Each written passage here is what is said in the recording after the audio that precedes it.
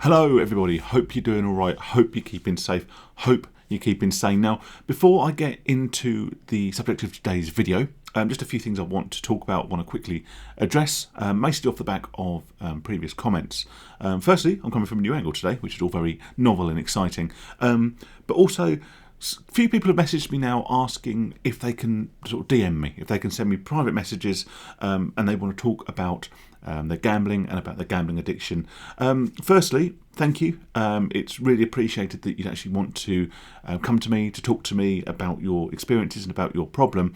The one thing I will say is that at the moment, whilst it is possible to DM me through Twitter, please don't.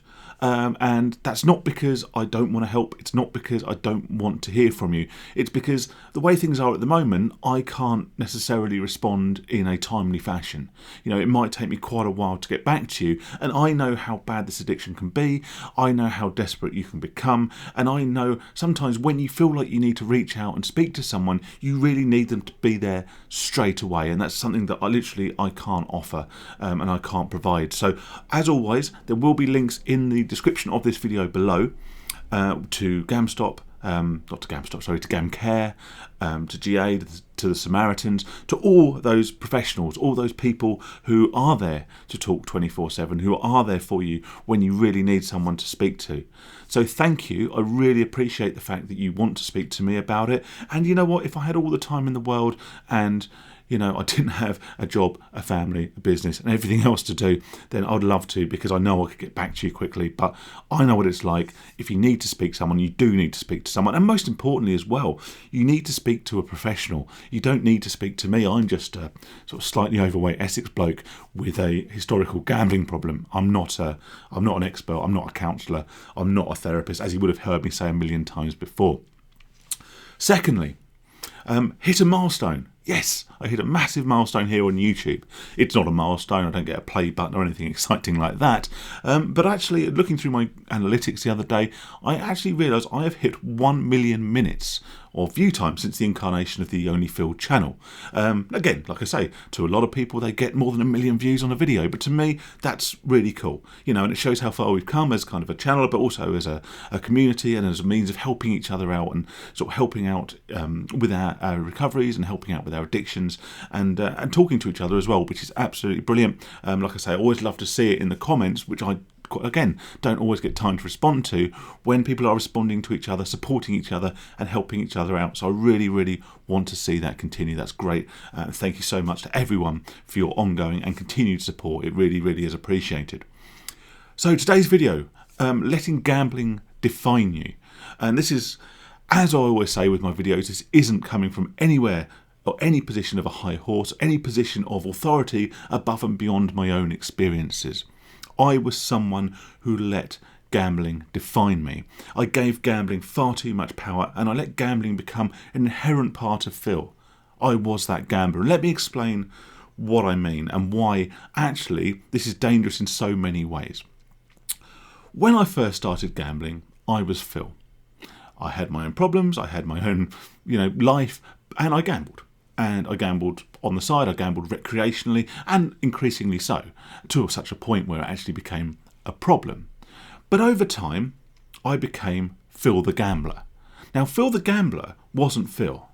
Phil the Gambler was this new version of me that I had almost invented for myself, where I was, known for gambling. And the problem is not only was I known for gambling, I disassociated myself with it as a problem. I allowed it to become part of my outward character. I allowed it to become part of who I was in the eyes of other people.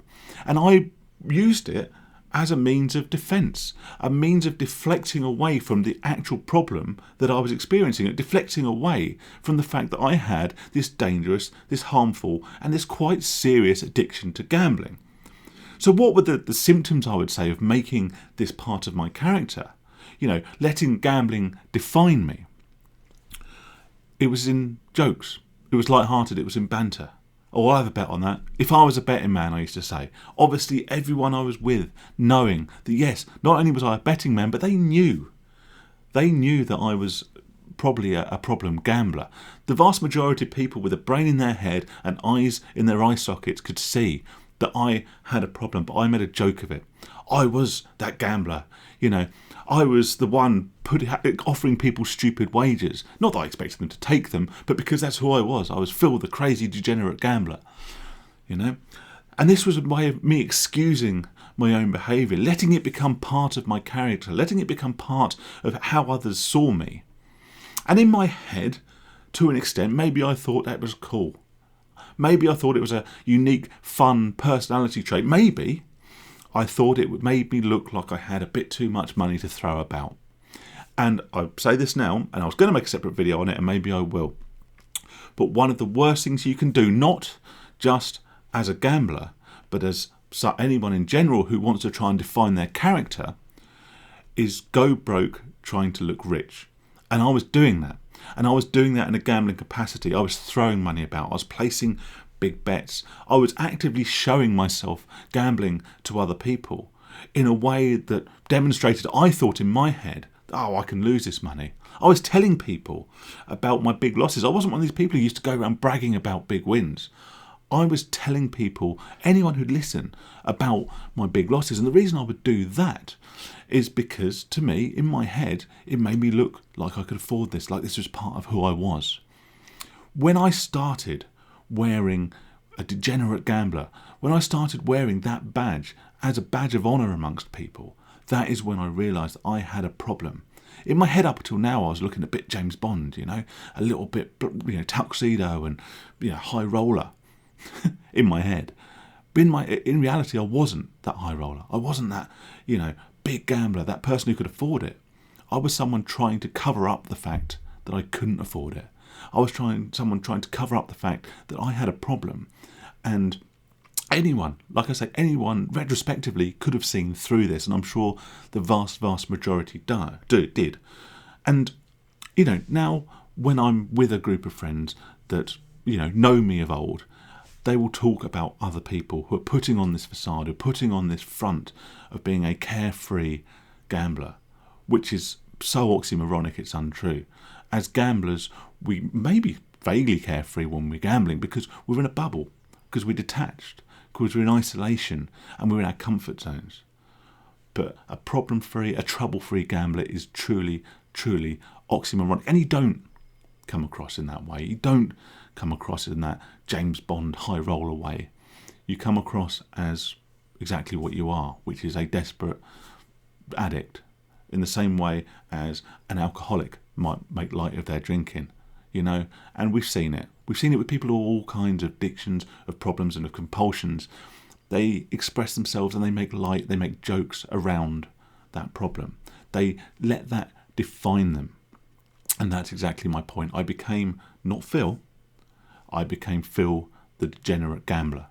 And somehow I thought this degeneracy, this, big high rolling version of me, basically losing all my money, going skint, trying to look rich and trying to brush it off as it's only money, you can't take it with you.